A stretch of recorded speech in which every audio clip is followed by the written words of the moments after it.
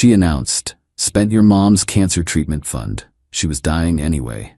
I said, "Actually, she's in remission." Then I had her arrested for elder abuse. She got 10 years. I'm writing this a week after my life was cleaved in two, the before and the after.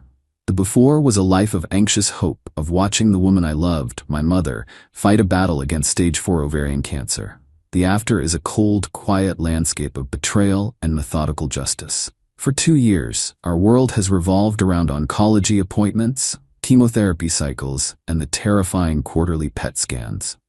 My father passed away 5 years ago, leaving behind a modest life insurance policy.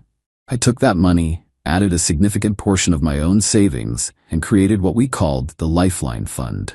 It was a joint savings account holding just over $150,000. It was untouchable. Sacred money earmarked for anything insurance wouldn't cover. Experimental treatments, specialized home care, alternative therapies, anything that might give my mom, Eleanor, another month, another year. My girlfriend of 4 years, Megan, was my rock through it all. She lived with me, helped manage the bills, and held my hand in sterile waiting rooms. I trusted her completely.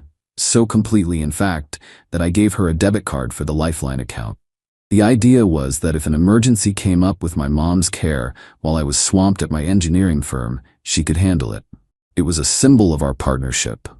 Last Tuesday was the best day of my life. We were at the oncologist's office for Mom's latest scan results. The doctor, a man known for his cautious realism, walked in with a smile I hadn't seen in years. "Eleanor," he said, his voice warm. "I don't know how to explain it. The tumors are gone, the markers are non-existent. You're in complete remission." We both just broke down, sobbing with a relief so profound it was physically painful. 2 years of holding our breath and we could finally exhale. Remission wasn't a cure, but it was a future. The Lifeline Fund was now more important than ever, a security blanket for the next 5 years of monitoring, maintenance drugs, and the ever-present fear of recurrence. I drove home on a cloud of pure joy, stopping to pick up champagne and my mom's favorite pastries. I walked into the apartment I shared with Megan, ready to share the miracle with her. "Meg," I shouted, bursting through the door, "you are not going to believe this. She's in remission. Complete remission." Megan was in the kitchen. She turned and the look on her face was not joy.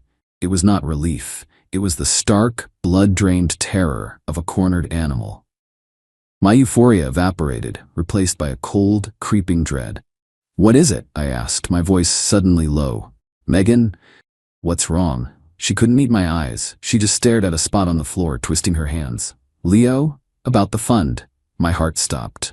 "What about the fund?" Her confession came out in a garbled, pathetic whisper. She'd started a business, an online boutique. She'd needed capital for inventory, for a website, for marketing, and she'd used the Lifeline Fund. All of it. I felt the floor tilt beneath me. "You, what?" "I was going to pay it back," she insisted, finally looking at me with eyes full of self-pity, not remorse. "I was going to surprise you. The doctors, they all said she had 6 months, maybe a year. The prognosis was terrible, Leo." And then she said the words that will haunt me for the rest of my life. The words that severed any last shred of empathy I had for her. I just thought, she was dying anyway. I wanted to build something for us, for our future. I thought I could make something good out of a horrible situation. The silence that followed was thick with the magnitude of her monstrosity. She hadn't just stolen money. She had looked at the grim prognosis of the woman who had treated her like a daughter and saw a business opportunity. She had placed a bet on my mother's death. A switch flipped in my brain. The hurt, the shock, it all receded, replaced by an ice-cold, crystalline clarity. "Actually, Megan," I said, my voice devoid of any emotion at all, "she's in remission." She blinked, confused. "What? But that's good, right?"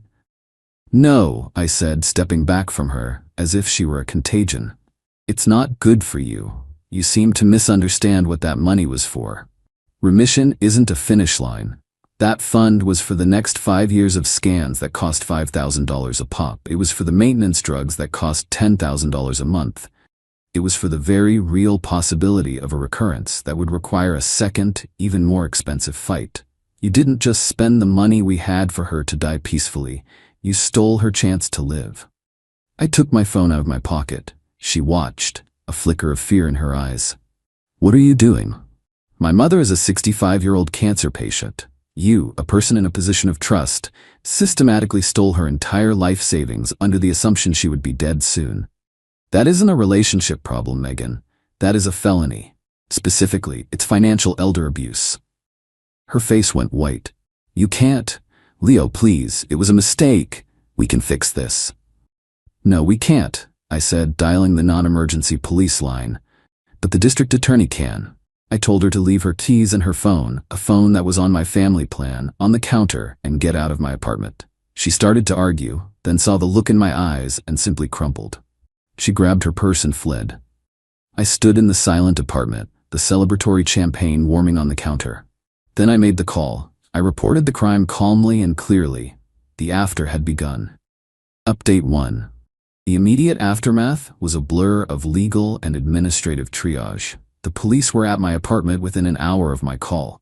I gave my statement, providing the account number and my initial estimate of the stolen funds.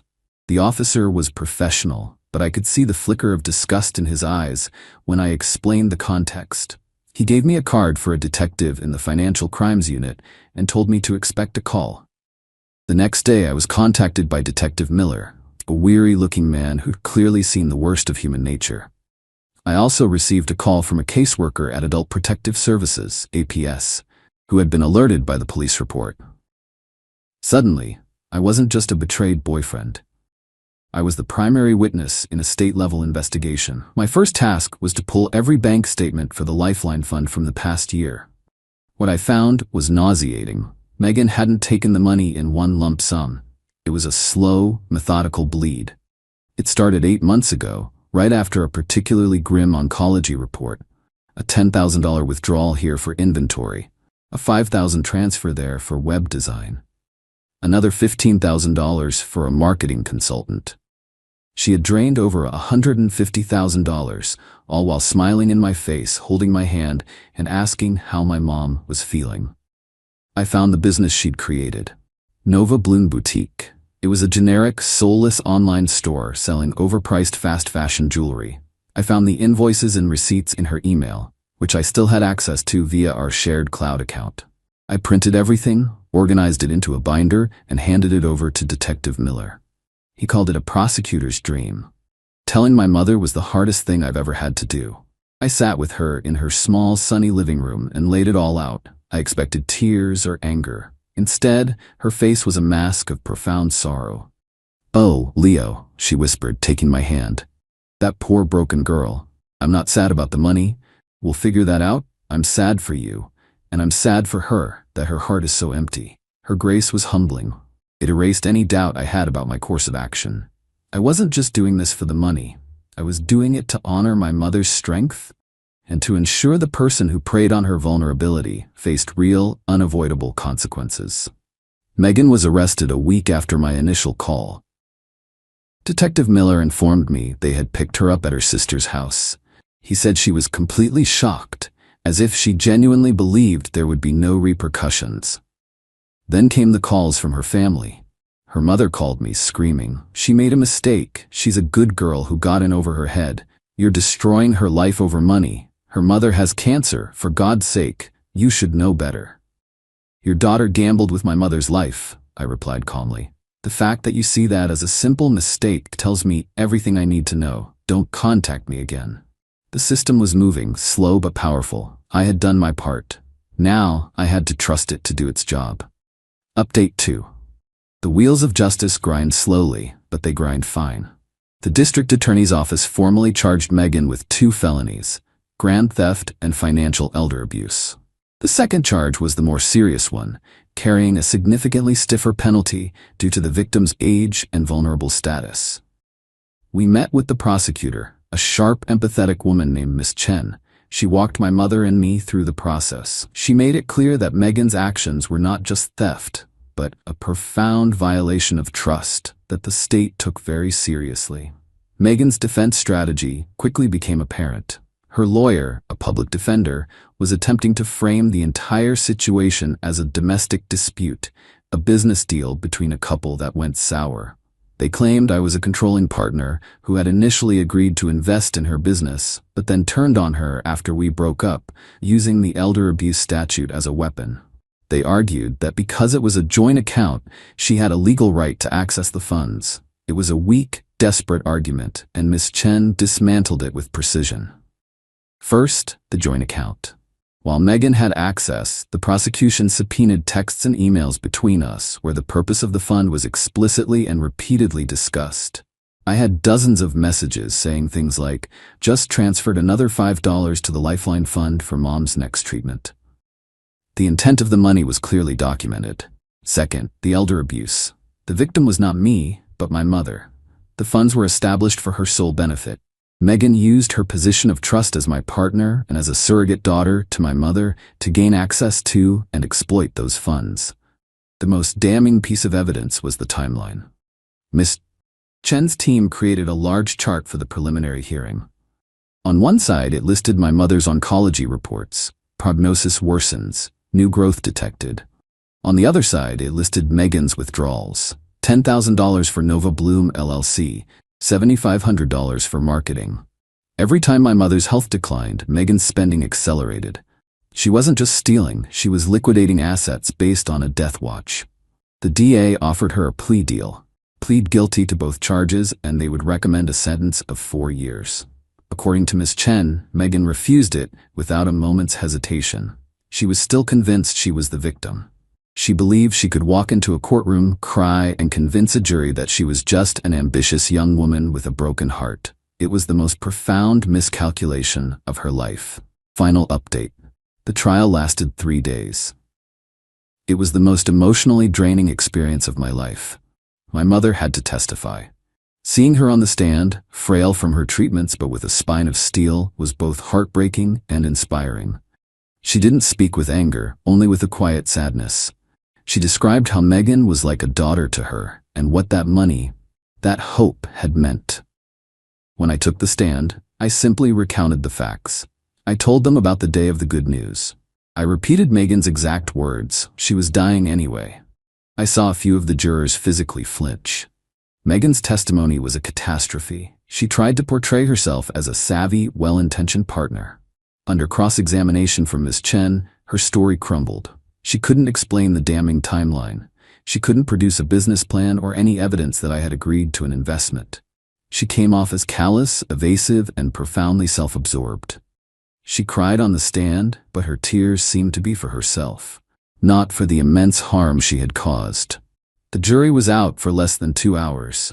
The verdict was guilty on all counts. The sentencing was 2 weeks later. The courtroom was silent as the judge addressed Megan. He was an older man, and he looked at her not with anger, but with a kind of weary contempt. "Miss Gable," he began, his voice echoing in the chamber. "In my 20 years on this bench, I have seen many kinds of theft, born of desperation, addiction, or greed. But your crime is of a different, more chilling nature. You did not just steal money, you stole hope from a woman in the most vulnerable state of her life. You looked at a countdown to a person's death and saw it as a business deadline. This was not a mistake. This was a predatory act of profound moral depravity." He then delivered the sentence. For the charge of grand theft, 5 years. For the charge of financial elder abuse, 10 years, to be served concurrently. A sharp gasp came from Megan's family. She just stared blankly as if she couldn't process the words. 10 years. I walked out of the courtroom with my arm around my mother. There was no joy, no sense of victory. Just a quiet, somber sense of an ending. Justice had been done. It has been nearly a year since that day. Megan is in a state correctional facility. The boutique, of course, failed spectacularly. What little money was left in its accounts was seized for restitution, but it was a pittance. I never saw a significant portion of the money again. I've been working double time, and friends and family helped, and we have slowly started to rebuild the Lifeline Fund. My mother remains in remission. Her health is good. That is the only victory that matters. People have asked me if I regret having her arrested, if I should have just handled it myself. My answer is always the same. What Megan did wasn't a personal slight, it was a crime, a serious, calculated crime against a vulnerable person. I didn't have her arrested. I reported a crime, and the justice system, for all its flaws, did its job. She wasn't sentenced by me, she was sentenced by her own actions. She got exactly what she deserved. 10 years.